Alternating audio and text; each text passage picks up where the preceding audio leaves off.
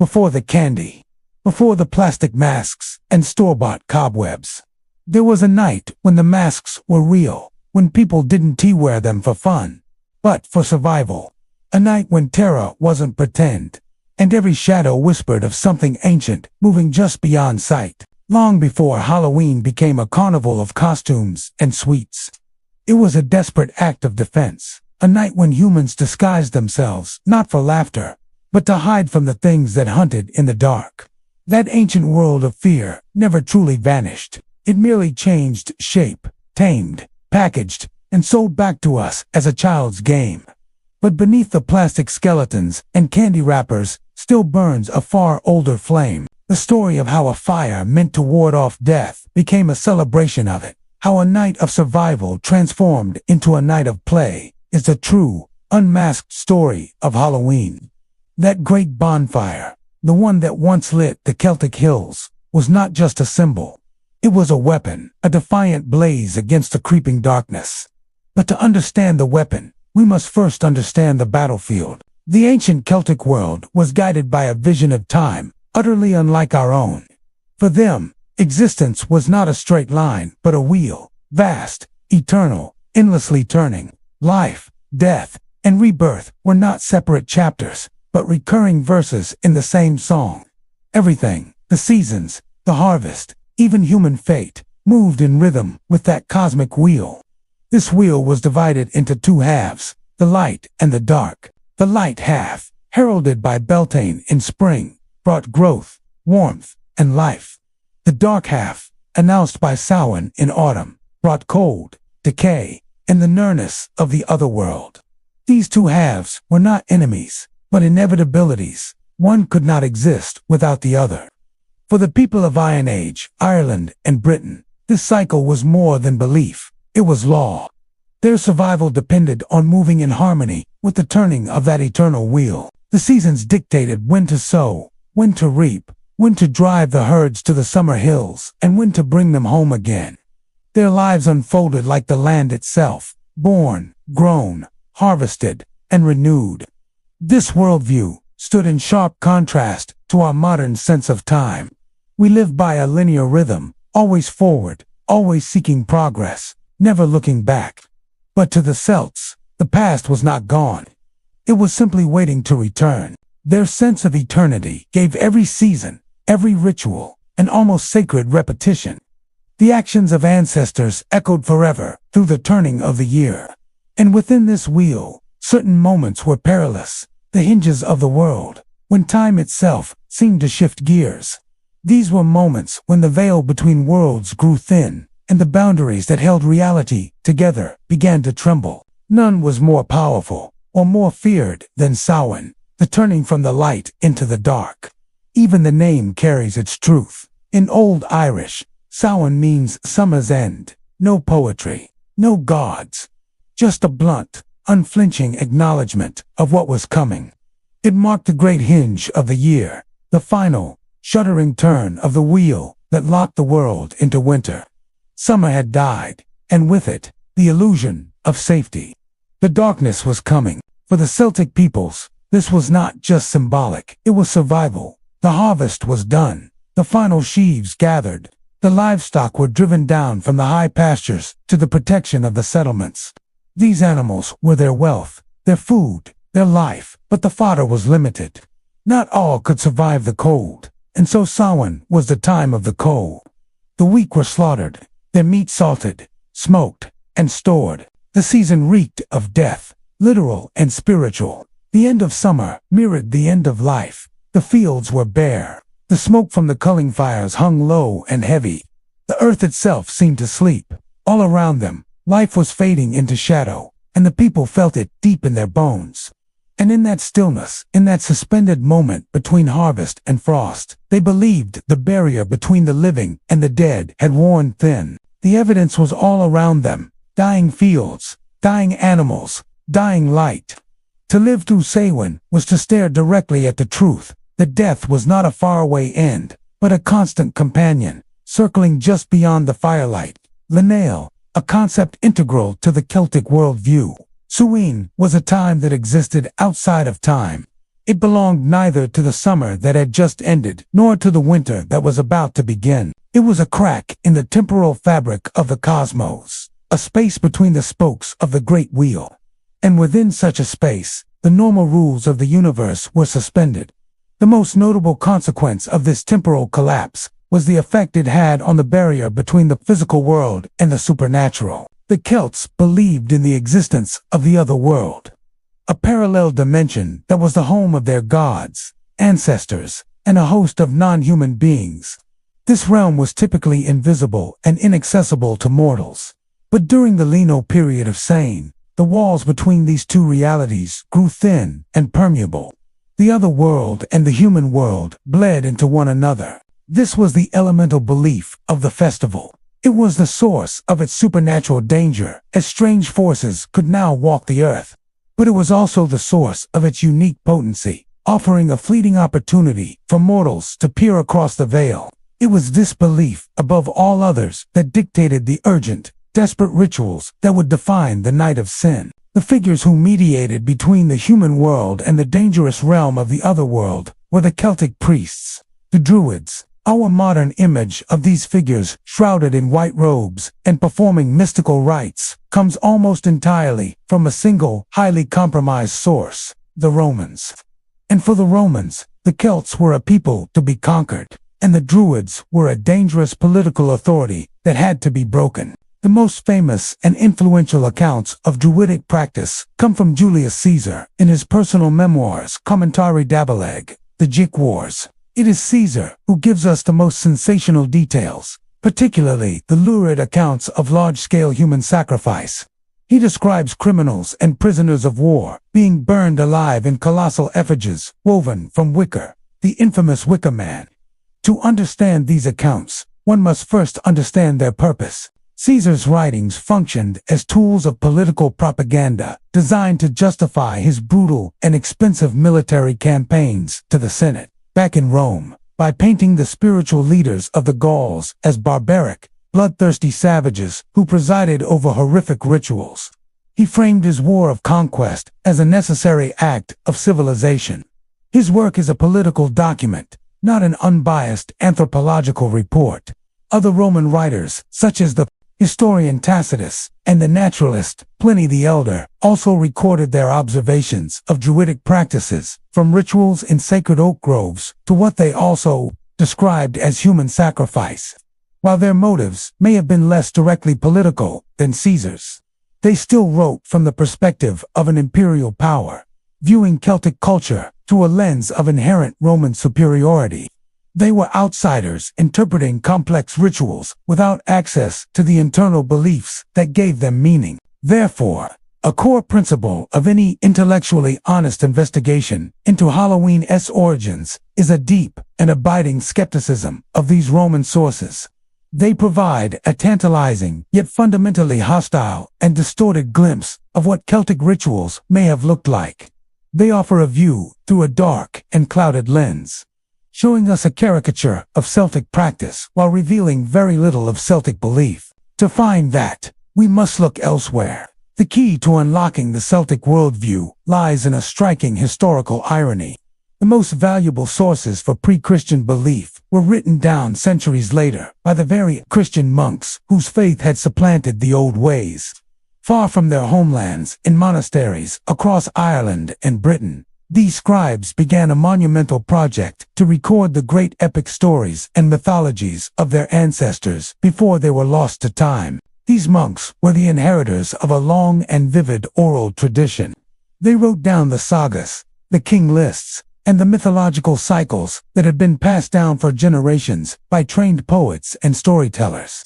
Compilations like the Lovorg of Bala, Ain, or the Book of the Taking of Ireland sought to create a comprehensive history of the Irish people stretching back to the dawn of time, weaving together myth and memory into a grand national epic. The most essential of these works for understanding the heroic mindset is the Altar Cycle, a collection of sagas set in the 1st century. Its stories revolve around the great hero, Cú Chulainn, a demigod of superhuman strength and terrifying rage.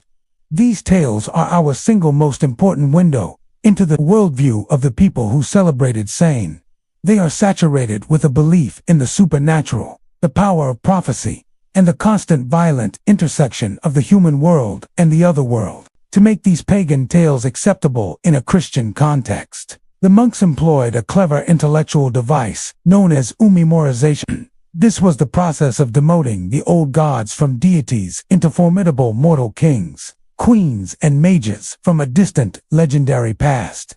The great pantheon of the Celts, the Tuatha Danann, were reimagined as a magical race of heroes who, after being defeated in a great battle, retreated into the hollow hills and burial mounds, becoming the supernatural beings known as the East Shay. These medieval texts are, of course, mythology, not history.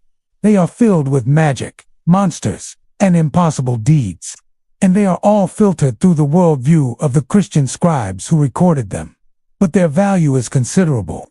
They preserve the authentic psychological and spiritual landscape of the pre-Christian Celts.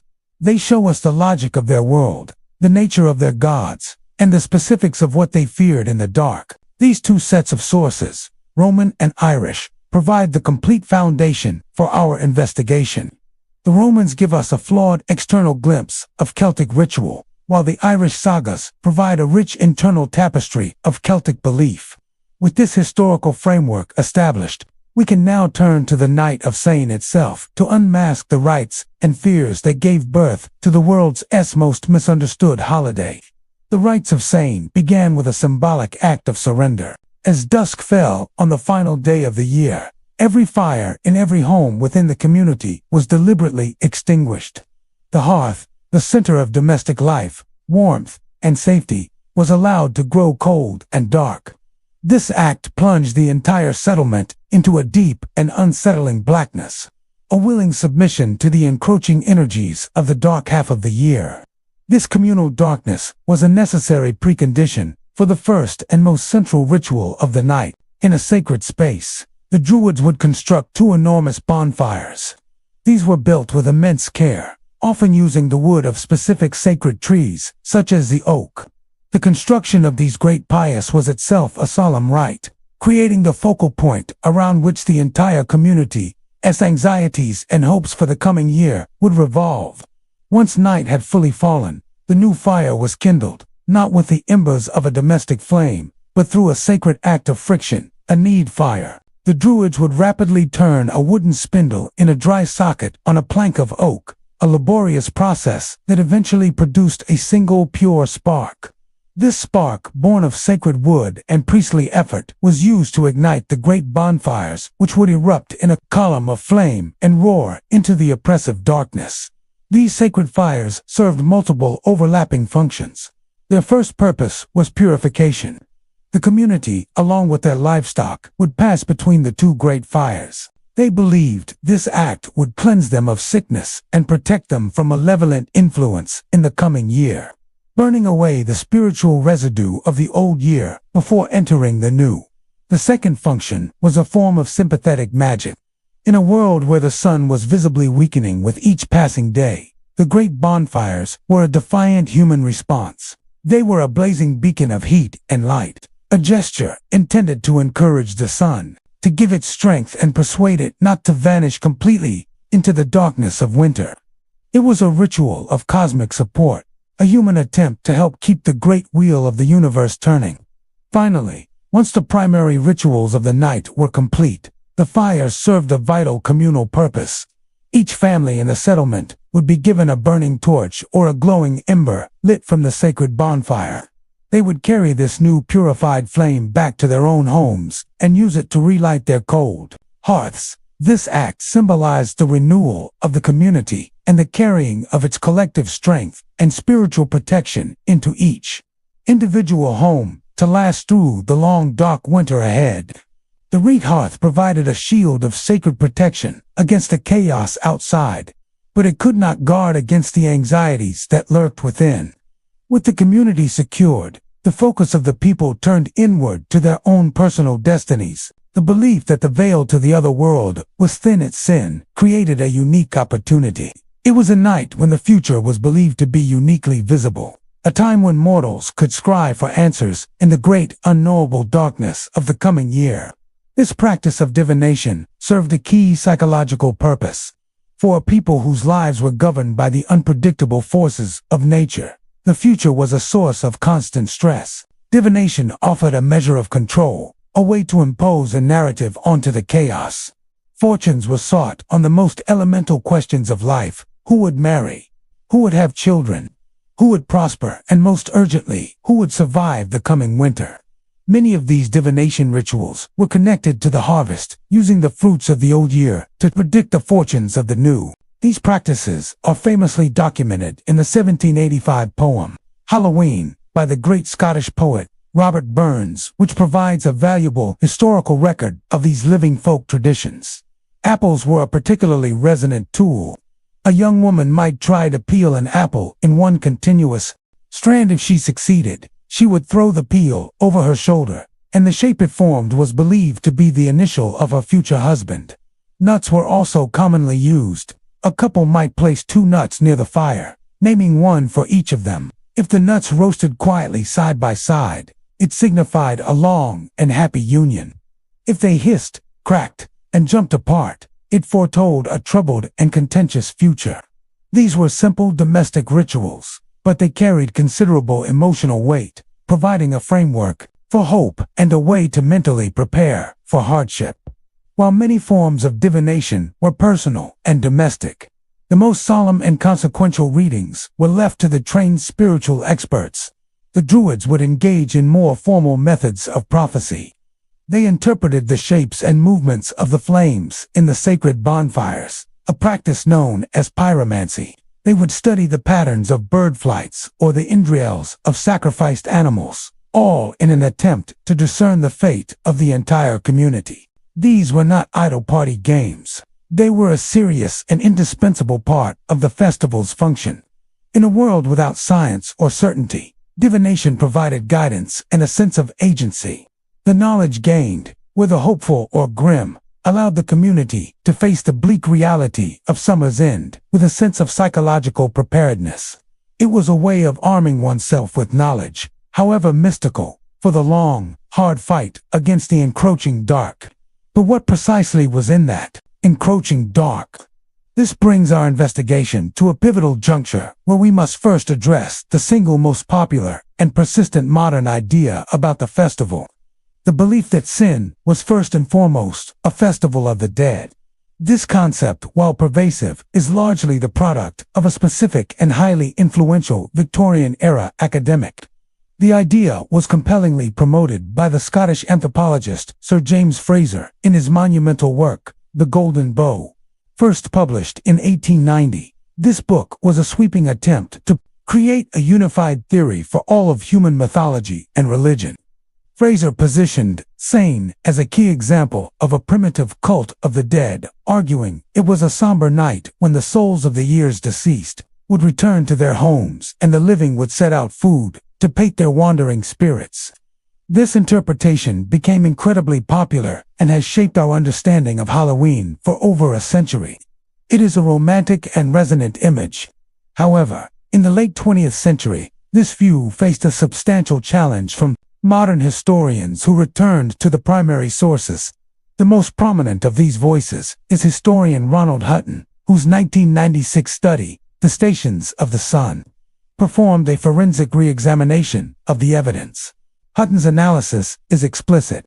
He argues that the medieval Irish sagas, our most reliable window into the pre-Christian worldview, provide no definitive evidence that sin was a major festival dedicated to the human dead. The texts are overwhelmingly concerned with the Aos Sí, with prophecies, and with the seasonal change. Hutton suggests that while the festival certainly had supernatural overtones, its primary focus was pastoral. It was about the end of the harvest, the culling of the herds, and the survival of the community through winter.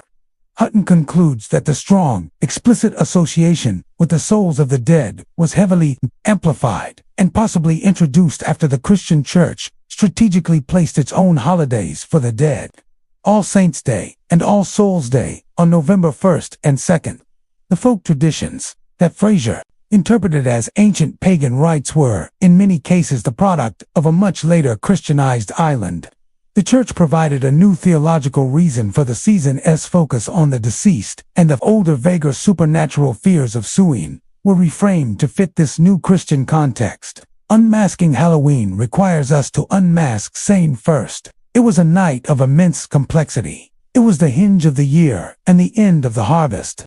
It was a time of ritual purification by fire and anxious divination for the future. And it was a night of genuine supernatural peril defined by the belief that the barrier to the other world had fallen, allowing its non-human residents to walk the earth.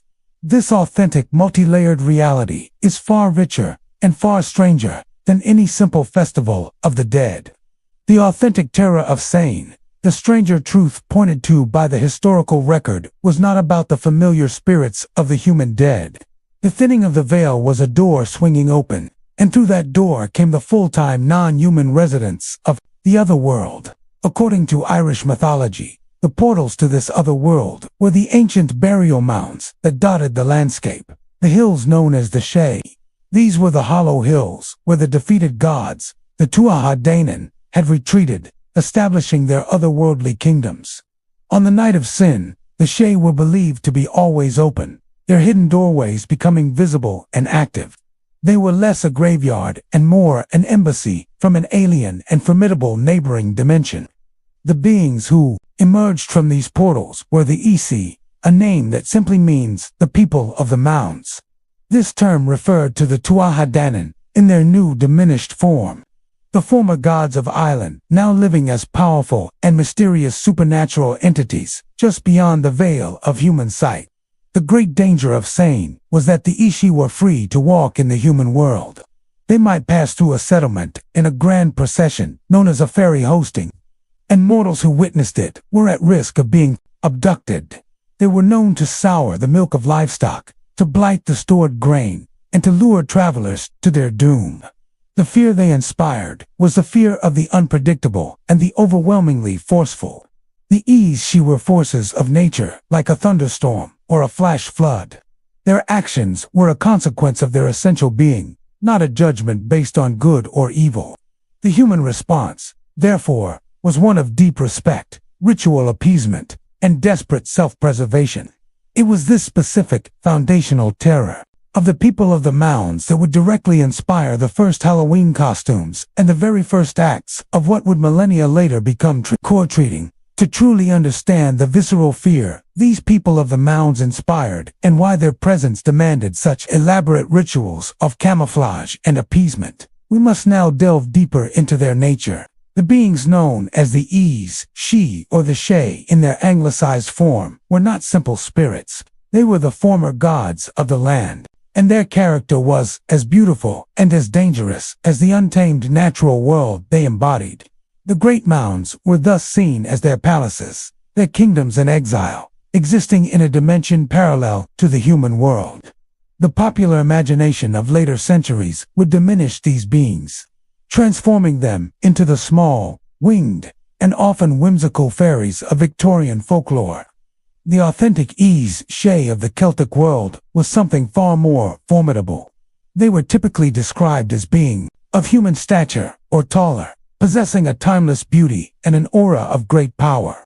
They were accomplished warriors, masterful artisans, and potent magicians. The relationship between mortals and the Aos Sí was complex, built on a foundation of deep and cautious respect. The Celts often referred to them, obliquely using euphemisms like the good neighbors or the fair folk. This was a linguistic defense mechanism, a way to avoid drawing their direct attention. To speak their name was to invoke their presence, and their presence was always a dangerous proposition. The core of this danger lay in their alien morality. The Aos Sí were amoral beings. They did not operate on a human-centric axis of good and evil. They were governed by their own ancient and inscrutable codes of conduct, which often revolved around principles of reciprocity, respect for their sacred places, and a fierce resentment of insult. A mortal could be rewarded with incredible fortune for a simple act of kindness or utterly destroyed for a slight they never even knew they had committed. They were, in essence, the human-like personification of the natural world. Beautiful, life-giving, and capable of sudden, inexplicable, and devastating violence. Their favor was a blessing, but their anger was a catastrophe. And on Sin, the one night of the year when the doors to their kingdom were thrown open, navigating this perilous relationship became the single most urgent challenge for any mortal community. The challenge of navigating Sane was a matter of life and death, because the open portals of the Shay allowed for a terrifying exchange between the two worlds. The most visceral fear associated with the Shay was the fear of abduction. Tales abounded of mortals, particularly young men and women of great beauty or skill, being lured or stolen away into the other world, never to be seen again. To be taken by the fair folk was a terrible fate. The other world was a timeless realm, where a single night could last 100 red years in the mortal world. A human who ate the food of the Shay would become trapped there forever. The stories of those who managed to escape often spoke of returning to a world where everyone they had ever known was long dead, their homes turned to dust. The fear of abduction was a fear of being erased from one's own life. The danger extended beyond the abduction of people. The Eshi were also known to steal the substance, or essence, of mortal food and drink. They could blight the newly harvested grain in its storage huts, ensuring a winter of famine. They could sour the milk of a household's prized cow, or steal away a newborn calf. These were acts of supernatural theft that struck at the heart of a community's ability to survive.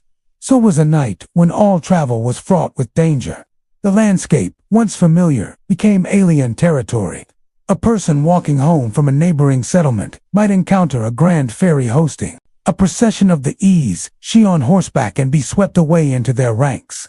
A familiar path might suddenly lead to a strange part of the forest where a great feast was taking place. An illusion designed to lure the unwary to their doom. The core psychological state of Sin was therefore one of a siege.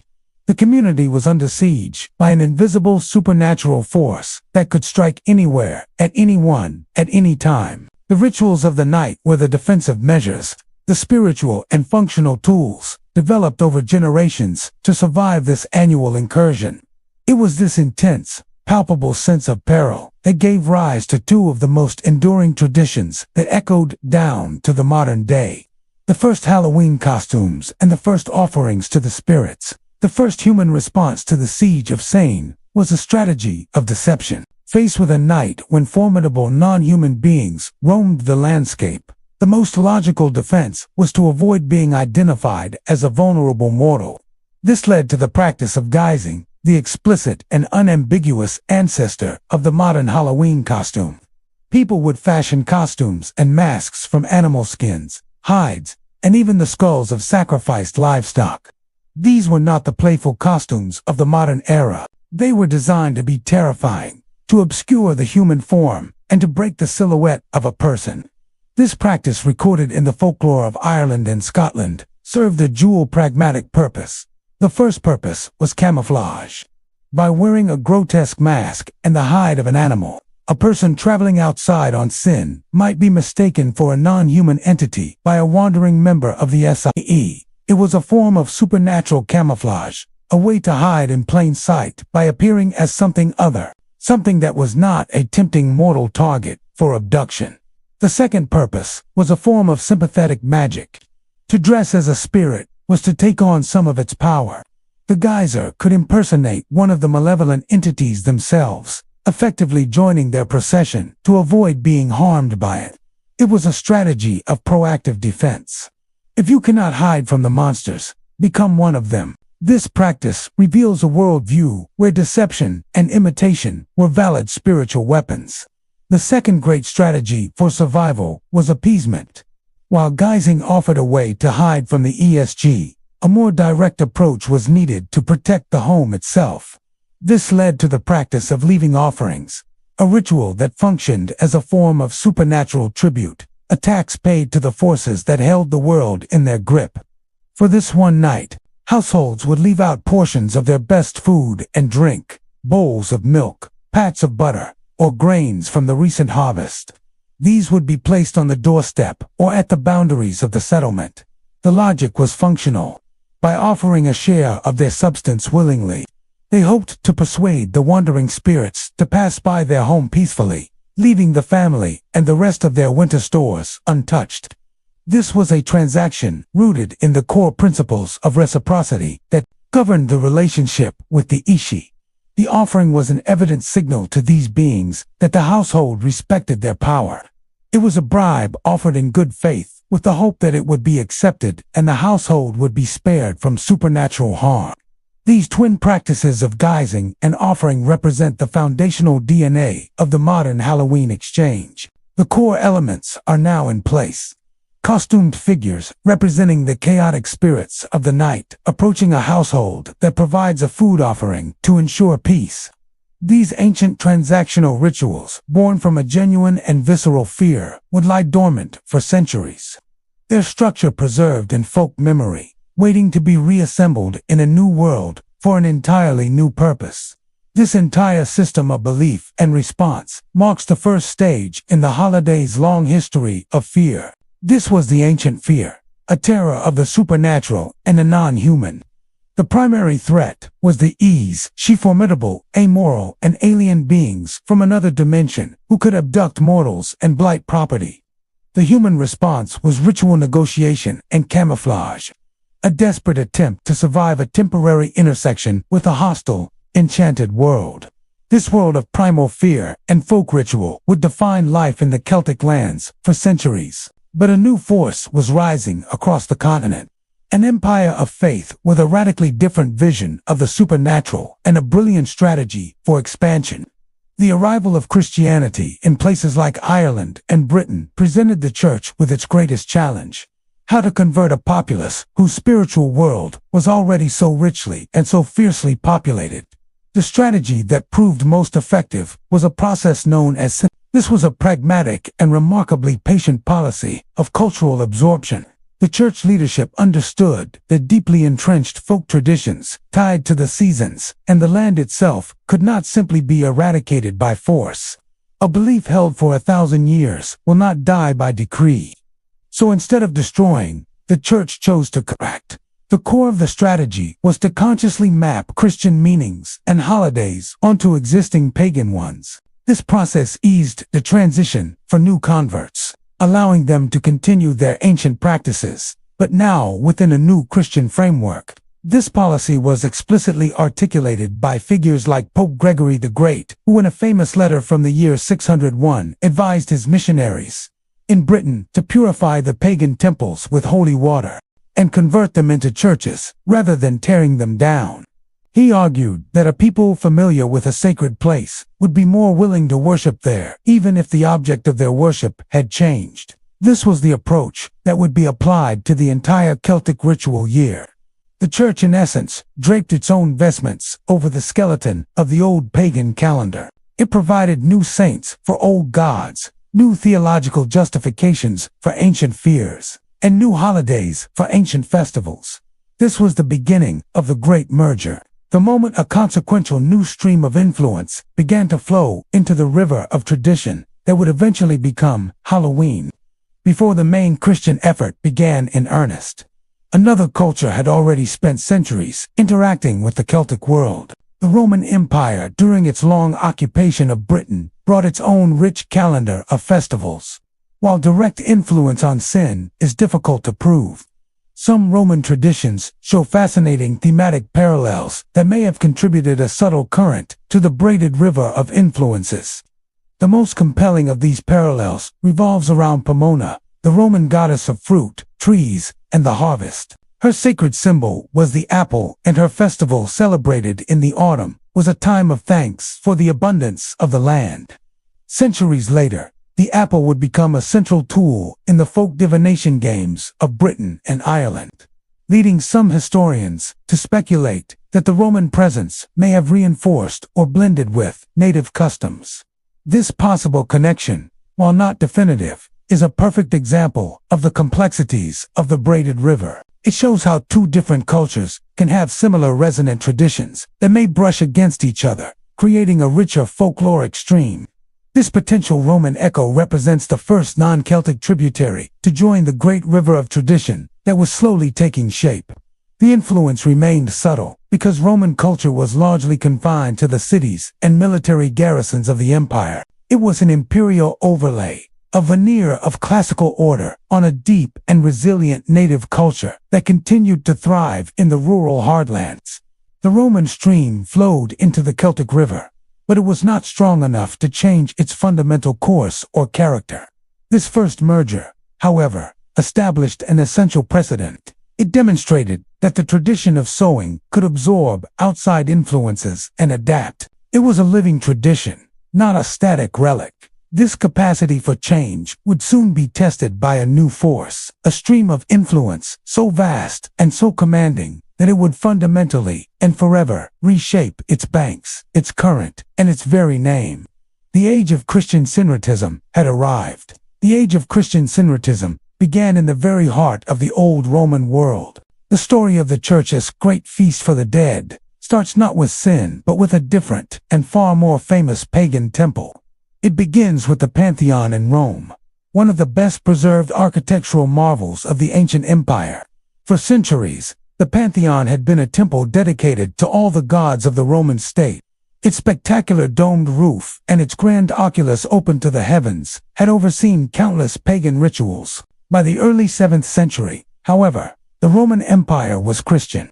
The old gods were gone, and their temples stood empty, repurposed, or fell into ruin. In the year 609, Pope Boniface IV received permission from the Byzantine Emperor Phocas to take control of the ancient building. In a hugely symbolic act, the Pope formally reconsecrated the Pantheon, dedicating it as a Christian church in honor of the Virgin Mary and all Christian martyrs. This was a commanding statement.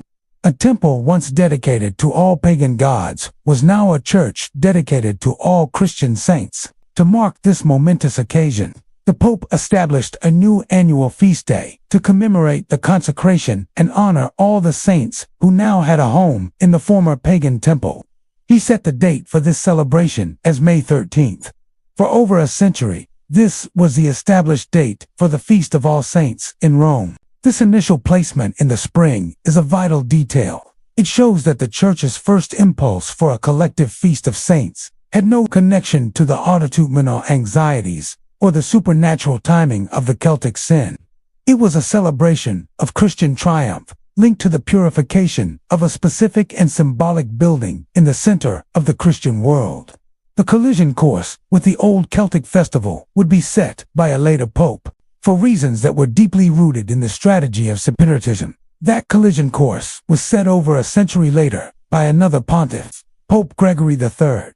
During his papacy in the mid-8th century, he dedicated a new oratory or chapel within St. Peter's Basilica in Rome. He dedicated this new chapel just as the Pantheon had been to all the saints and martyrs of the Christian faith. The Pope then decreed that the anniversary of this dedication would be celebrated annually, and he set its date as November 1st, establishing this new autumnal date for the feast within the city of Rome. For nearly a century, this November 1st date was primarily a local Roman observance.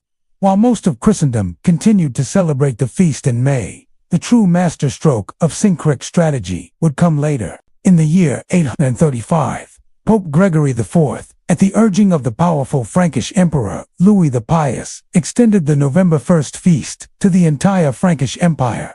This act officially transferred the Feast of All Saints to November 1st for the vast majority of Western Christendom. The decision was a brilliant piece of statecraft and religious policy. By the 9th century, missionaries were still struggling to stamp out the tenacious pre-Christian festivals that took place around the beginning of November.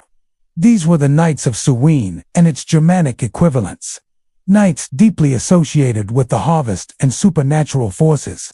The universal decree from Pope Gregory IV placed a major Christian feast, backed by the full authority of the empire, directly onto this potent date.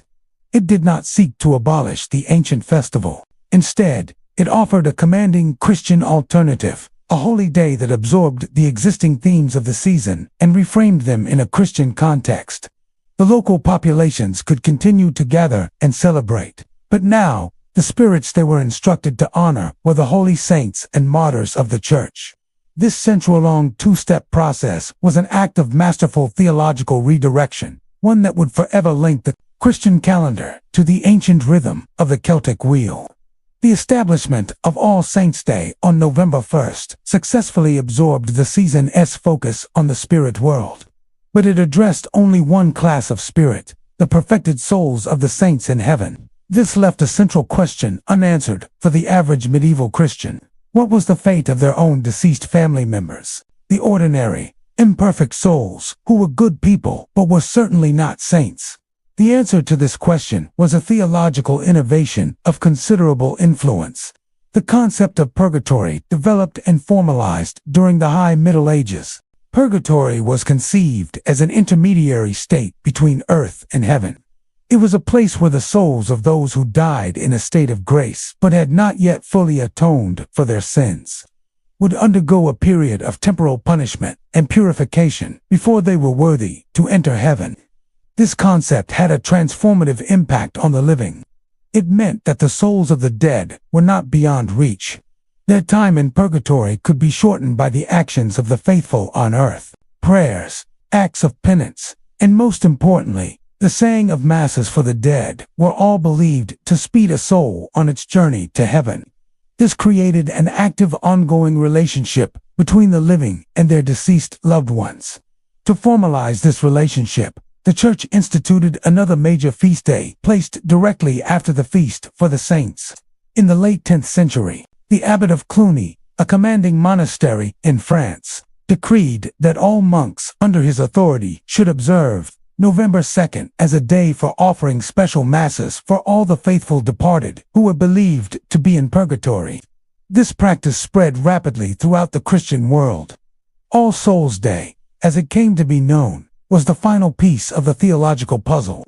The Church had now successfully bracketed the ancient date of sin. November 1st was for the perfected souls in heaven. November 2nd was for the suffering souls in purgatory. The entire season was now definitively and systematically reframed as a time to remember and to actively aid the Christian dead. The old fears of the she were being overwritten by the new theology of the soul.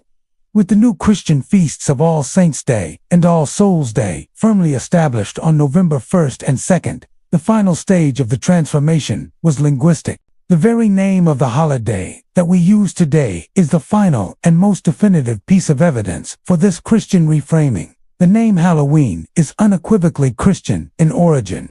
The key to understanding this evolution lies in the language of medieval England. The Feast of All Saints' Day on November 1st was also known in Middle English as All Hallows' Day. The word hallow from the Old English hallelog meant a holy person or saint. The tombs of saints were hallowed ground. Thus, All Hallows' Day was simply a more direct Germanic translation of the Latin festum omnium sanctum, the Feast of All Saints. In the Christian calendar, the most important holy days are often preceded by a vigil, a period of devotion and preparation on the evening before the feast itself.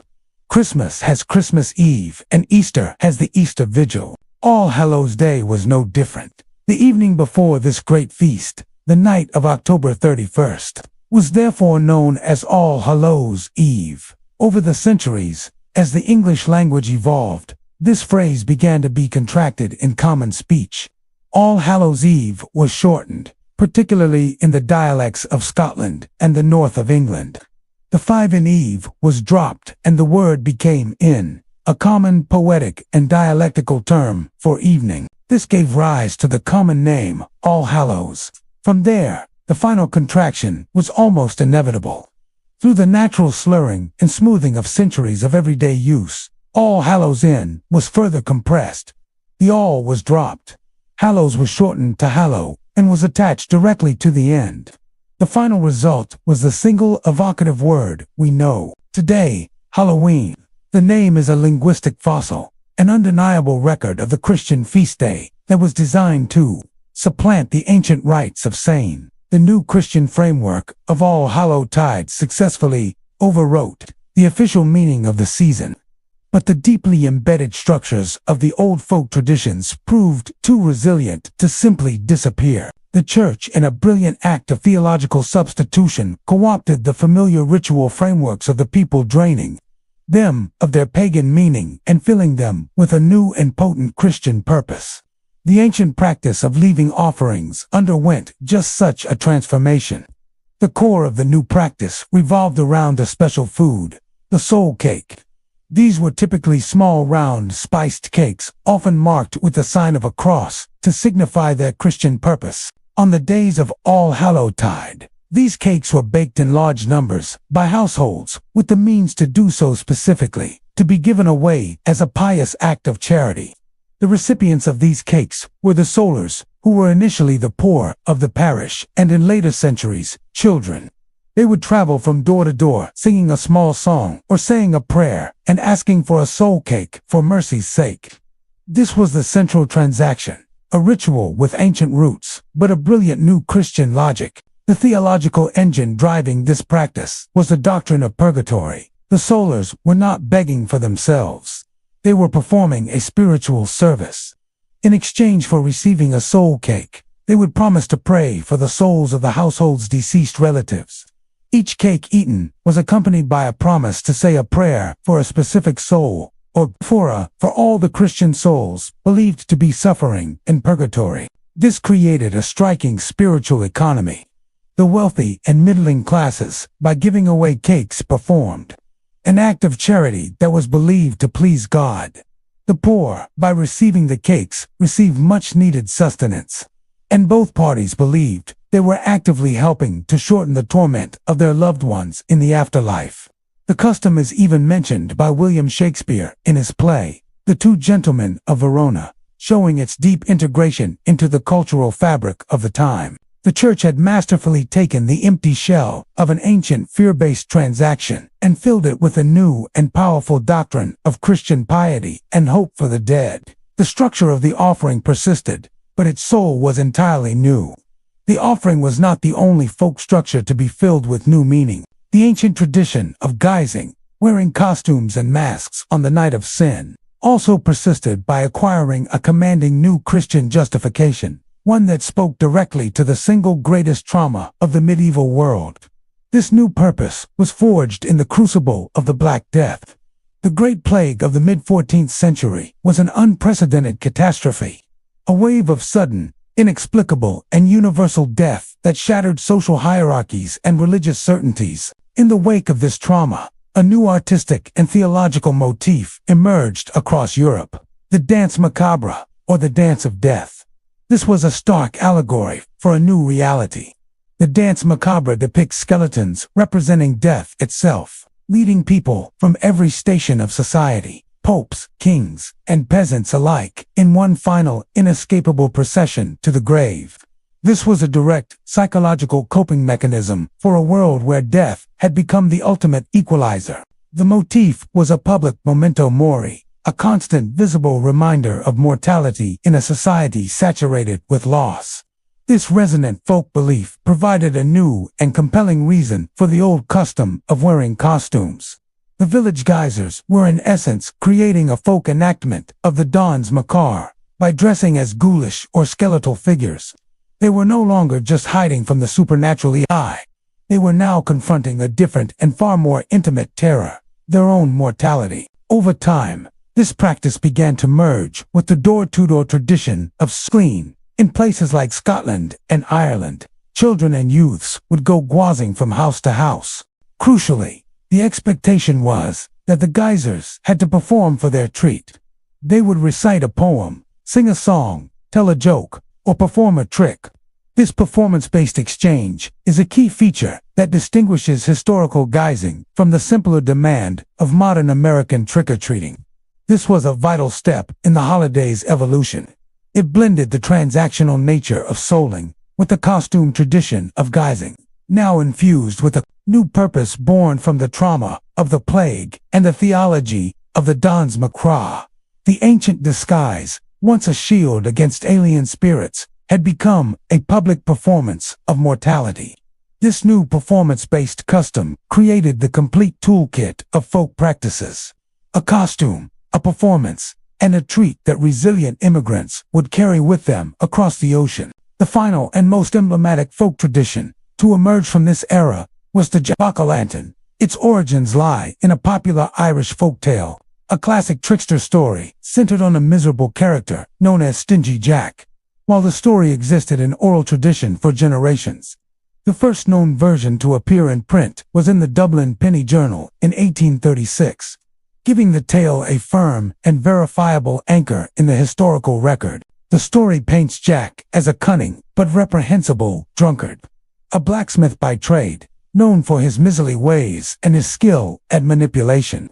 One night, the devil himself came to claim Jack's sinful soul. Jack, thinking fast, agreed to go, but asked for one last drink. Having no money, Jack convinced the devil to transform himself into a silver coin to pay the bartender. Once the devil had done so, Jack snatched the coin and quickly placed it in his purse, which held a silver cross. The holy symbol prevented the devil from changing back. Jack had him trapped. He refused to release the devil until he promised to leave Jack alone for 10 years. Having no choice, the devil agreed and Jack let him go. 10 years later, the devil returned to collect his due. Jack, seemingly resigned to his fate, asked for one final request: an apple from a nearby tree to ease his journey into hell. The obliging devil climbed the tree to fetch one, and as soon as he was in the high branches, Jack quickly carved the cross into the trunk, trapping him once again. This time, Jack extracted a much bigger promise that the devil would never ever claim his soul. The devil, furious but helpless, had to agree. Eventually, Stingy Jack's dissolute life came to an end. He presented himself at the gates of heaven, but was, of course, turned away for his sinful and cruel existence. With nowhere else to go, he made his way to the gates of hell and demanded entry. But the devil, bound by his promise, gleefully refused him. Jack had tricked him so thoroughly that his soul could never be taken. He was now damned to wander the earth forever in the endless, cold darkness between worlds. When Jack complained that he could not see his way, the devil, as a final mocking gesture, tossed him an ever-burning ember from the fires of hell. To light his path, Jack took a turnip, his favorite food in life, hollowed it out, and placed a burning coal inside. From that day on, he was known as Jack of the Lantern, or Jack-o'-lantern, a restless spirit doomed to roam the night with his ghostly light. This compelling folktale gave rise to a new tradition in Ireland and Scotland. To protect themselves from the wandering spirit of Jack and other malevolent entities of the night, people began to carve their own lanterns. They would take a large turnip, potato, or rutaga, hollow it out, and carve a grotesque or menacing face into its surface. They would then place a hot coal or a candle inside and set these grim lanterns in their windows or carry them as they walked. This was a form of protective folk magic, an apotropaic charm. The gruesome face was intended to frighten away the restless soul of Jack-o'-lantern and any other evil spirit that might be roaming on Halloween night. This final vivid ember of the old ways completes the picture of the pre-Odorn holiday. It was a rich and complex tapestry woven from the threads of ancient Celtic fears, Christian theological reinterpretations, and vibrant folk invention. The soul cake, the geyser's mask, and the turnip lantern were the essential tools for navigating the most dangerous night of the year. It was this complete, fully formed tradition that was about to be carried across an ocean where it would be planted in new soil and transformed into something the world had never seen. This entire era of syncretism marks the second great stage in the evolution of fear. This was the medieval fear, a fear of divine judgment and the afterlife. With the introduction of Christian theology, the focus of dread shifted from alien spirits to the ultimate fate of the human soul. The primary threat was now damnation or a prolonged sentence in purgatory, and the human response became piety and intercession using prayers, soul cakes, and protective Christian folklore like the tale of Stingy Jack to navigate a world defined by the new spiritual stakes of sin and salvation. This world, defined by its unique blend of Christian theology and resilient folk tradition, was about to be shattered by a cataclysm of the purely physical world. The intricate tapestry of customs that had evolved in Ireland over 1,000 years was violently uprooted, not by a crisis of faith, but by a crisis of the earth itself. The failure of the potato, the single crop upon which the entire nation depended for its survival. In 1845, disaster struck. A water mold fight of Thora infestans swept across the country with terrifying speed, turning healthy fields into a black, rotting sludge. A crop that the people relied on for up to 80% of their daily calories had simply vanished. This natural blight was magnified into a humanitarian crisis by the mechanics of British colonial rule. While the potato crop failed, Ireland continued to produce enormous quantities of other food, from wheat and oats to livestock. Yet this food was a cash crop owned by absentee landlords and exported under armed guard to the markets of the British Empire. As their own people began to starve, the Irish watched wagons laden with food roll past them towards the ports. The result was or hunger. It was a period of apocalyptic suffering that lasted for nearly 7 years. Over 1 million people died from starvation and disease. Another million were forced to flee. A desperate exodus from a land of plenty. This monumental migration would scatter the Irish people across the globe, and doing so would transform a minor folk custom into a major American holiday. The primary destination for this great exodus was America. Before the famine, earlier waves of Scottish and Irish immigrants had already brought their harvest time traditions to the New World. These celebrations, however, were small, localized, and largely confined to their own ethnic communities. They had established a cultural foothold, a seed of the old ways planted in a new soil. The million Irish who arrived in the wake of the famine were different. They were a demographic tidal wave. Landed in the port cities of the East Coast, Boston, New York, Philadelphia, destitute and facing intense prejudice, but they carried with them a complete and fully formed version of the All-Hallowtide traditions. This massive influx of people provided the critical mass needed to push their resilient folkways out of the ethnic enclave and into the mainstream American consciousness. These newcomers brought their music, their faith, and their stories. They brought the entire apparatus of the pre-adorned holiday, the law of Stingy Jack, the games of divination, the practice of guising, and the custom of sewing. These traditions were a vital anchor in a new and often hostile land, a way to build community in crowded tenements, and to maintain a connection to a lost home. The famine migration was the catalyst that nationalized a marginal folk holiday. It injected a huge, concentrated, and culturally cohesive population into a country where Halloween traditions were either actively suppressed, as in Puritan New England, or existed only in scattered pockets. This sudden demographic explosion ensured that the embers of the old ways carried across the ocean in these ghost ships would find fertile ground, ready to ignite into a new and uniquely American fire.